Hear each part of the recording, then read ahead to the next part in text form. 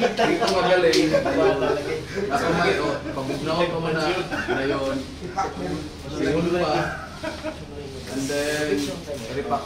Dayon, katong ito nga area is one kanang ito na pang stock na tanan. Pero sa anang nga week, pero tanang ginama aning nga week.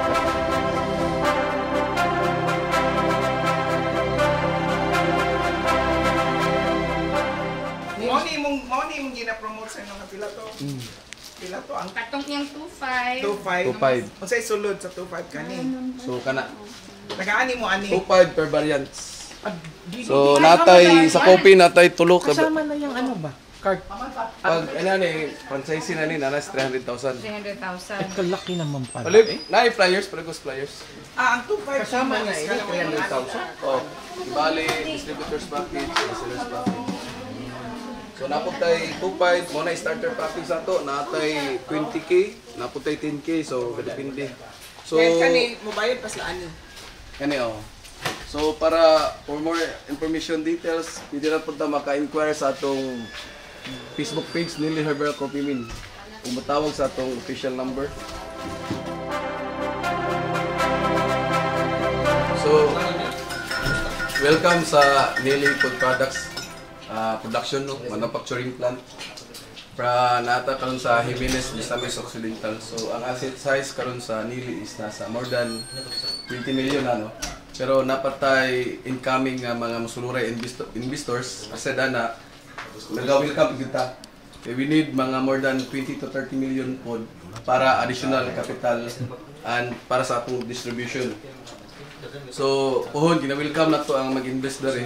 And then we have form of distribution, traditional nga gina-deliver sa atong mga series sa mga supermarkets and then sa mga barangay area. And then natay gi-enhance pag yun no, gidugang marketing strategy through online. So natay Facebook nga natay selling sa Facebook platform sa Shopee and then sa TikTok nga dili lang ang atong manggong distribution karon is only from Mindanao no. So karon naka-cater na kita nationwide no. Unfortunately pohon no, maka-cater na punta pang-export na. So karon dito mo ko last week sa Manila para gi-arrange na mo among logistic para sa atong export na to. Export market. And then so gawa sa atong product nga sa una native dumig itong coffee no.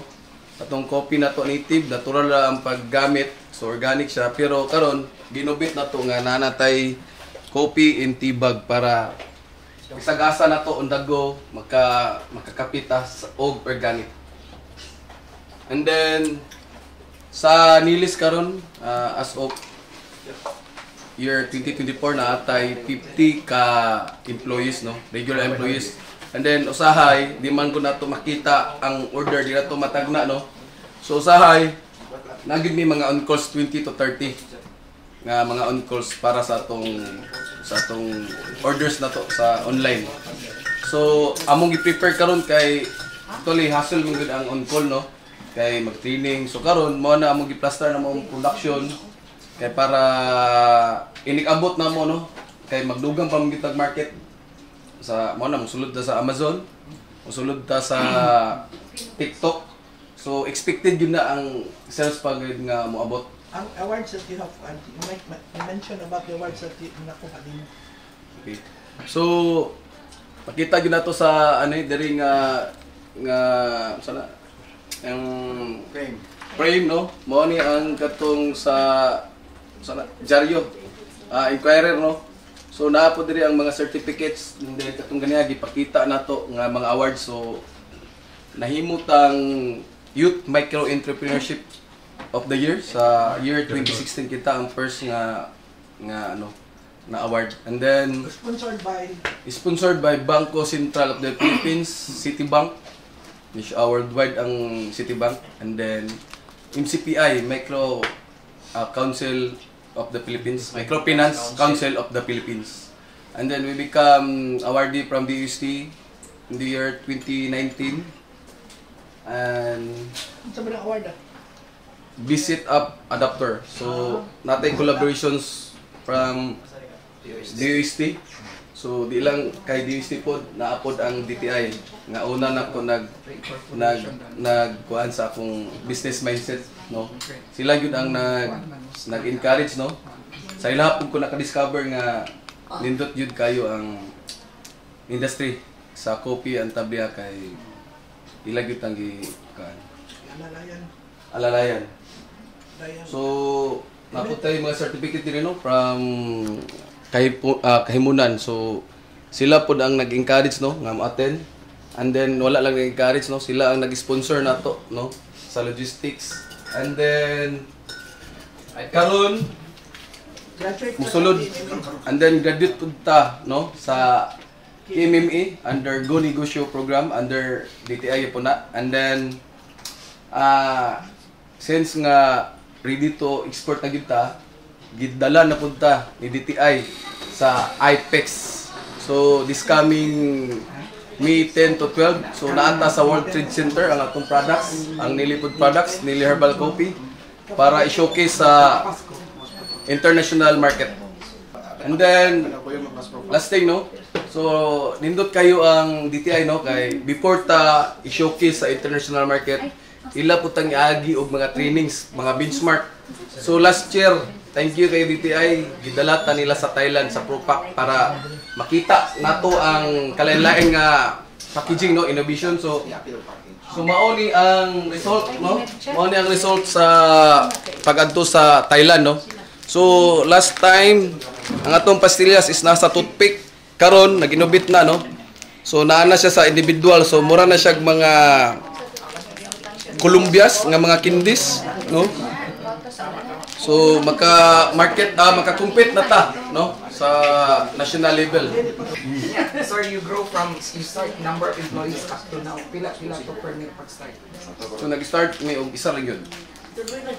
And then Iya pang papa. ang papa, ang mama, hindi ka to mga tao na mga 30 years is nalang to siya, naman may sari-sari store good. Hindi na po may farm. From farm, nawa naman ang farm, nawa ng sari-sari. Karon kana siya sa among production.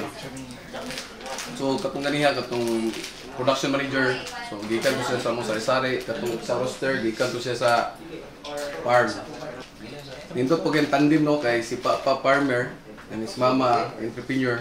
So morning, not only planting cacao, no, so ila pang gitaga no value added ang tanong from Papa.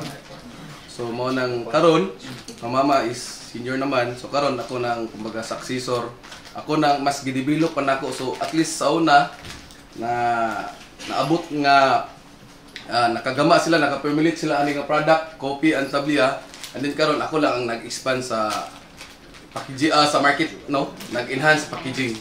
And then innovate sa production plant. So from tablia, nag-formulate na po silang mama og coffee, no. So from those products karon nata sa mga 40 SKUs. So mostly nata sa mga 5 products, no. And then napagid tay mga incoming mga 4 products. So pwede ba na ko i-mention tong kuan mga incoming na to. So natay mga sa una mong god atong kuan is only beverages, no. Coffee and tablia. So nata incoming mga ready to eat. So like ani pastillas, nagawa sa ito ni mga 5 years ago naman. So napagit mga ready to eat like mga chicharons, no, mga healthy chicharon, and then mga mani. So mani is healthy per pambya po na siya diet. And then our next thing to prepare kuan ta, no, mahatag tag kuan sa sa community, no, program. So tuhon amo na pong gi-prepare, no, nga every barangay mohatag ta og kanang business forum, no, how to educate nga unsay strategy, no, tagana to business mindset ang mga taga community, no, kay actually nag-expect sila ang negosyo lisod jud. Actually lisod jud, no, lisod siya kung walay mo guide, no. Pero sa pamaagi nga nagtabang ang DTI karon mohatag ng pud ni og balos sa community, no. So sa tanan na kung naibawa sa negosyo, since naman siguro po yung result, no, sa nakita nato from isa duha ka employee karon sa winta na, and then napagi mga incoming, no, napatay mga machines nga wala na nga install, and then nakita na po nato nga gikan na sa balay na mo na production, and then nakagamat tag isa ka planta dito sa highway, and then karon riyan sa Ginoo wa po ko ka-expect, no. So kuan lang padayon lang gud sa goals, no, sa mga pangandoy, no, trabahoon gyud gyapon. Pero dili pod nako ni makuha, no, kung wala akong mga staff, mga employee nako, no, nasa production. And then di lang pod gyud nako ni makuha kung wala gyud ang no, DTI, no, guidance sa DTI, ang support sa SBC.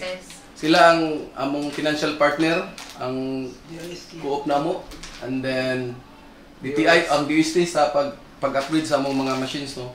So kana tanan nakuha na ko na mga benefits, no, sa atong mga kalain-lain nga mga government agency, no.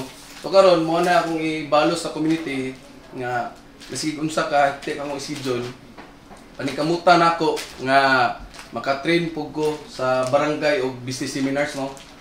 So nag-offer mi og 2,500 ra sa per package pinakaubos. Amo nang ginahinay, among ginahinay namo nga giubos pod namo para mas maabil gid sa tanan. Kay kuan manggod kanang sa negosyo manggod dili gid pod fit sa tanan, no. Pero kung inyo lang haguan, inyo lang kusonada lang mo na lang mo'y guts na ang inyong ubanan sa inyong pangandoy nganong dili good makuan, dili ma-succeed, no. Then ubanan pa nato sa pagampo sa Ginoo.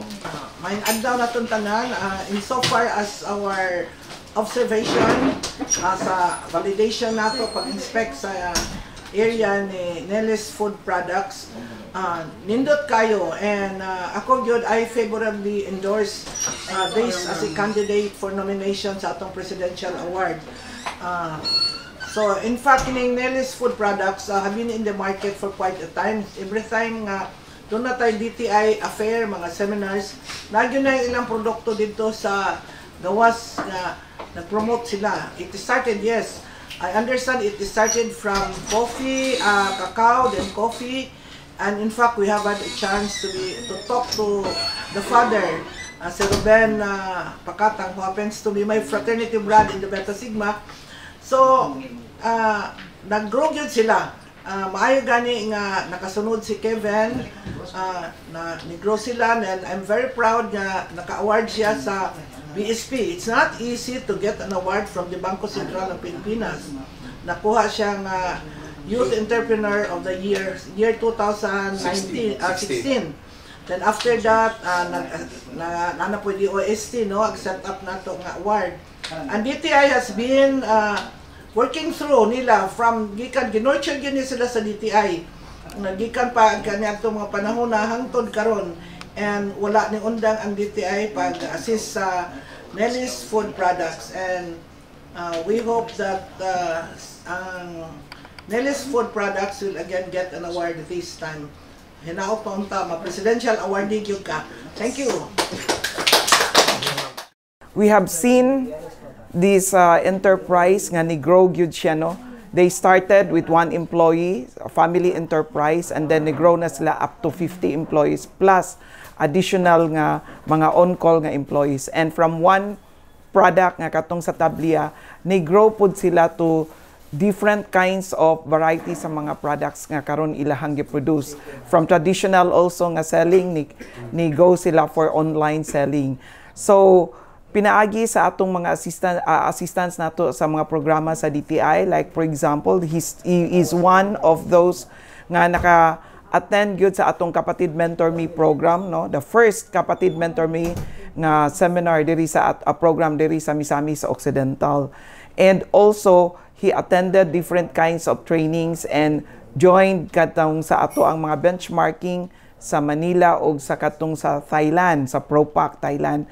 And then after learning all these things, iyang gi-implement og nakita nato kung nga ang pagdako sa ilahang business, no? And then of course the most kanang makadayeg kaayo nga ilahang gibuhat kay not only nagtan-aw sila sa ilang community, sa ilahang business, but ilaha pag yung nitabang pag yun sila, nitan-aw sila sa community by sharing their experiences on how as a resident of kaning sa Jimenez nga mahimong negosyante through sa ilahang gagmay nga negosyo, mag-rebranding sila nga maka-afford ang mga gagmay nga mga ordinary people nga mahimong negosyante. So we strongly support for the endorsement of his nomination of the Oroquieta Chamber for 2024 Presidential Awardee of Outstanding MSMEs.